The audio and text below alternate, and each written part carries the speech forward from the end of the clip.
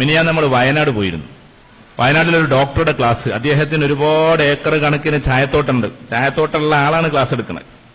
മൂപ്പര് പറഞ്ഞു എന്നോടൊന്നും അത് അഡ്വക്കേറ്റ് ഫൈസൽ ബാബു ഉണ്ടായിരുന്നു കൂടെ. അപ്പോ ഞാൻ ഫൈസൽ ബാബുവിന് അദ്ദേഹത്തിന് അറിയാവുന്നതുകൊണ്ടാണ് അങ്ങോട്ട് ചൂണ്ടിയത്. എല്ലാവർക്കും അറിയപ്പോ ആ പറഞ്ഞത്, ഞങ്ങളിങ്ങനെ ക്ലാസ് കേട്ടുകൊണ്ടിരിക്കുമ്പോ ഞങ്ങളെ കൊണ്ട് കുറച്ച് എക്സസൈസ് ഒക്കെ ചെയ്യിപ്പിച്ചു. നല്ല രസകരമായി. ഏതായിരുന്നാലും ആ ചെയ്ത സമയത്ത് അദ്ദേഹം ക്ലാസ് എടുത്തപ്പോ അദ്ദേഹം പറഞ്ഞത്, ചായ 3 കാരണങ്ങളാൽ ക്യാൻസർ രോഗവും ലിവർ സിറോസിസും കിഡ്നി പ്രശ്നങ്ങളും ഉണ്ടാക്കുന്നതാണ്. നമ്മളിങ്ങനെ കേട്ടിരുന്നത് എന്താ കാര്യം. അദ്ദേഹം പറഞ്ഞത് 3 തവണ അതിലേക്ക് വിഷം അടിക്കുന്നുണ്ടത്രേ. അതങ്ങനെ നുള്ളിക്കൊണ്ടിരാണ്, കഴുകുന്ന പോലുമില്ല. അതാണ് നമ്മൾ ചായയായി കഴിക്കുന്നത്. എന്നിട്ട് അദ്ദേഹം പറഞ്ഞു, 50% രോഗങ്ങളെ നിങ്ങൾക്ക് ഒഴിവാക്കണമെങ്കിൽ വെറും ചായ മാത്രം ഒഴിവാക്കിയാൽ മതി.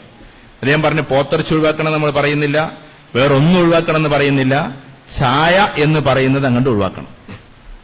എന്നിട്ട് അദ്ദേഹം പറഞ്ഞു, ഞാൻ ചായത്തോട്ടുള്ള ആളാണ്, എന്നിട്ടാ ഞാൻ പറഞ്ഞതെന്ന് പറഞ്ഞു. പരപ്പനങ്ങാടിയിലൊരു പ്രധാനപ്പെട്ട ഒരാള്, വ്യക്തിയുടെ പേര് പറഞ്ഞാൽ ചിലപ്പോൾ അവർക്ക് അപകടം ഉണ്ടാവും. അദ്ദേഹം എന്നോട് പറഞ്ഞു, വലിയ മീൻ നിങ്ങൾ കഴിക്കരുത്. ഞാൻ വലിയ മീനിന്റെ ആളാണ്. എന്ന് വെച്ചാൽ ഇറച്ചിയും കോഴിയും മീനും കൊണ്ടെന്ന് വെച്ചാൽ എനിക്കിഷ്ടം മീനാണ്. ഞാൻ എന്റെ പേഴ്സണൽ കാര്യം പറയല്ല, ഞാൻ വലിയ മീനും തീറ്റിയൊന്ന് ഏകദേശം നിർത്തിയ പോലെയാണ്. അദ്ദേഹം പറഞ്ഞു, മയ്യത്തിലിടുന്ന പൊടിയാണ് ഇടുന്നത്. എന്ന് വെച്ചാൽ 1 മാസത്തേക്ക് 2 മാസത്തേക്ക് അഴിയാതിരിക്കാൻ എന്താണോ ശവത്തിലിടുന്നത് അതാണ് ഇന്ന് മീനിലിടുന്നത്. അമോണിയൊന്നുമല്ല, അവിടുന്നൊക്കെ വിട്ടു.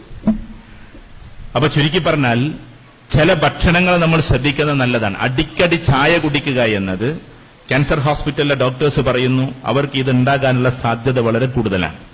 കാരണം അതിന്റെ അംശങ്ങൾ ആ പൊടിയിൽ അടങ്ങിയിട്ടുണ്ട്.